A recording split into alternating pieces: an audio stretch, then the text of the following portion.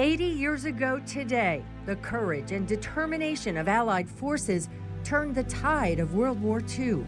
Ordinary men did the extraordinary. Thousands of brave soldiers stormed the beaches of Normandy in what has become one of history's most significant military operations. A nation of liberators, a nation of heroes that day. Tonight, we honor their memory.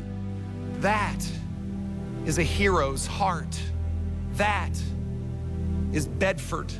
That is the Commonwealth of Virginia, and my fellow Americans, that is the United States of America. The heartfelt tribute to the heroes of D-Day and their enduring legacy. You are the reason that our best days are ahead of us.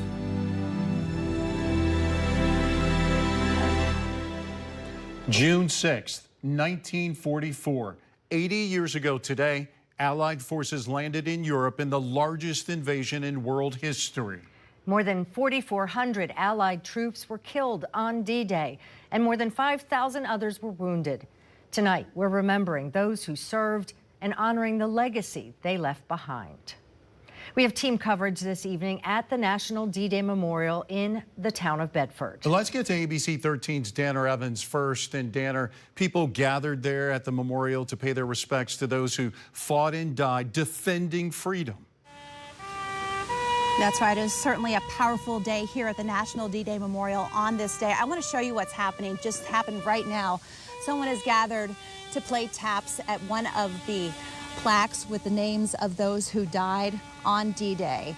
This just happened as we were going live. I wanted to share this because this is what this day was about. All these people gathering to honor those who fought for our freedom on D-Day and in World War II. Let me take you to that ceremony today. There were 4 flyovers by World War II planes used in battle. We also heard the words of soldiers and airmen who are no longer with us.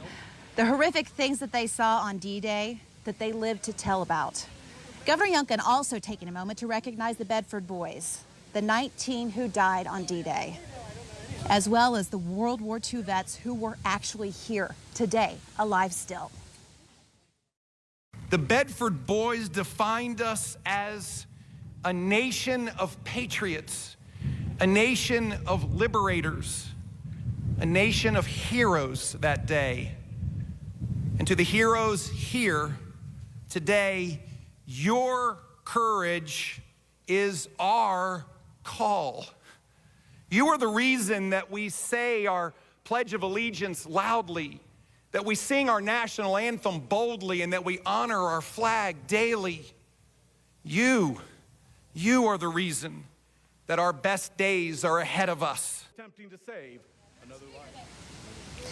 Each of the World War II vets who were at today's ceremony will also recognize their names and what they did during the war read out as they were wheeled across the bridge at the bottom of the monument. Now, it's an emotional day for so many today as they honor the heroes who gave so much for our freedom. ABC 13's Kelsey Childress joins us live here at the D-Day Memorial tonight. And Kelsey, it's a powerful memory for one woman that you spoke with. Danner, it is a powerful memory. Judy Stevens is the daughter of Roy Stevens, who you see here. Now, he was one of the few of the Bedford boys to actually make it home after D-Day. And Stevens says she will honor all of those who weren't as lucky every single D-Day. Now, Stevens traveled all the way from Massachusetts to be here at the memorial. She says when her father was still alive, he would always share his story. This memorial holds a special place in her heart because her father actually helped design it. Now, she comes here every year to honor him and our other heroes. It means so much. It fills my heart with love. I can see my dad standing up there listening to every word. Hey, Dad, I see you up there. A little more. Now, Stevens tells me that her dad always said he was not the hero, but instead it was those that he left behind that were the heroes. And because of that, we must never forget the faces of the fallen. We're live in Bedford tonight. Kelsey Childress, ABC 13 News. One thing I want to show you surrounding the memorial here are all the names of the U.S. troops who died on D-Day. And one moment that brought me to tears today was when they added some new names to those who died on D-Day here at the memorial.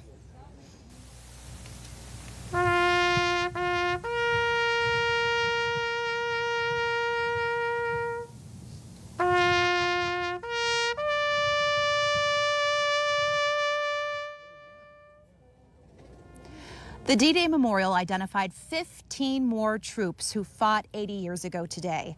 They laid a wreath in honor of their sacrifice that they gave. It's part of an ongoing project the D-Day organization has put together here. They identified thousands who died, and they're not going to stop until that list is complete. It's currently the only organization in the world working to identify every U.S. soldier who died on D-Day. And coming up at 6:15, we're going to hear from the daughter of someone who fought on D-Day. Right now, she is searching for the family of the man who fought alongside her dad. Hear her story coming up. Reporting live in Bedford, Dana Evans, ABC 13 News. Of the thousands of soldiers who stormed the beaches of Normandy, a special group is from right here in our area. Talk about them a lot. They're the Bedford Boys. ABC 13's Hayden Robertson joins us live to share how that group of soldiers is being honored. Hayden. Mark, Noreen, the bulk of the Bedford Boys were a part of Company A, 116th Infantry Regiment, 29th Division. Now in total, there are 44 Bedford Boys that were a part of that group that stormed Normandy 80 years ago. For many, this was their first time in combat. 31 of those men were a part of the first wave that landed on the beach, but the landing craft they were on was hit by an obstacle and sank. 26 made it to the beach, 16 were killed, and 4 were injured in a matter of seconds. 3 other Bedford Boys were unaccounted for and presumed dead. A 4th was killed in action elsewhere on the beach. In all, 20 Bedford Boys were killed storming Normandy 80 years ago.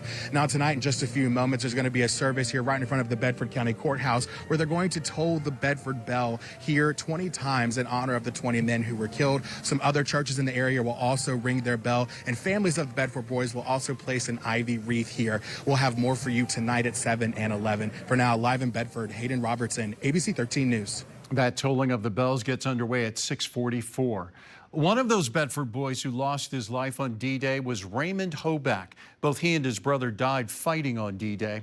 A Bible belonging to Hoback washed up on Omaha Beach the day after D-Day. Well, late last year, his family donated that cherished heirloom to the memorial, something April Cheek Messier, the president of the National D-Day Memorial Foundation, says is an important addition. It's a story that resonates with our visitors who become also very emotional when we share the story about this unthinkable loss of a mother and father who clung to their last tangible connection to their son. She says she's grateful for the donation and that they will use it to preserve the boys' legacy and continue sharing that story on D-Day. Tell you what, all of those Bedford Boys stories make me very emotional. Our nation has recognized the toll D-Day had on those families in Bedford County as well. Just last year, the National Park Service announced the county is now listed as an American World War II heritage city. According to the Park Service, heritage cities contributed to the war in different ways. It includes manufacturing, production, or volunteer participation.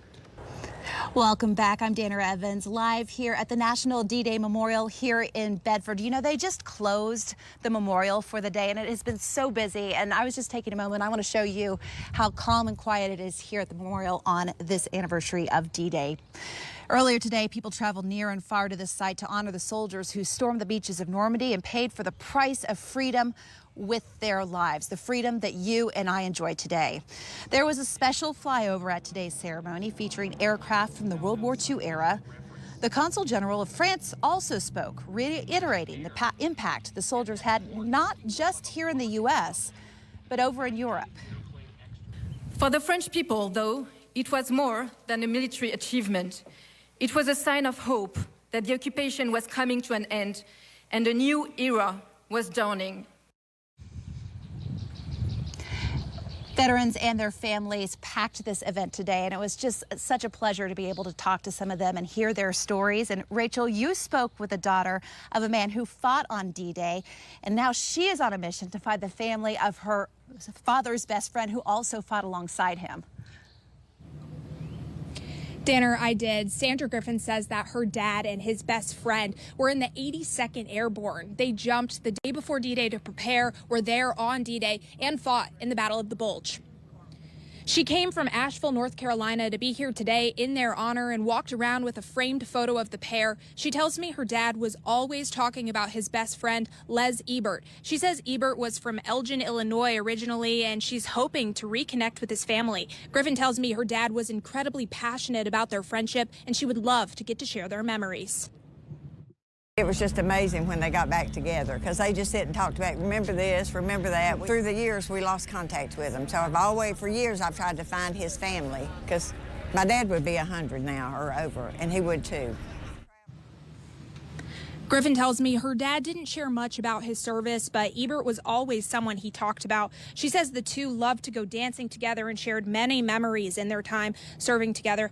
Now, Griffin says she's tried to find Ebert's family for years using different avenues, and she would just love to reconnect with them and talk about their loved ones again. Live in Bedford, Rachel Branning, ABC 13 News.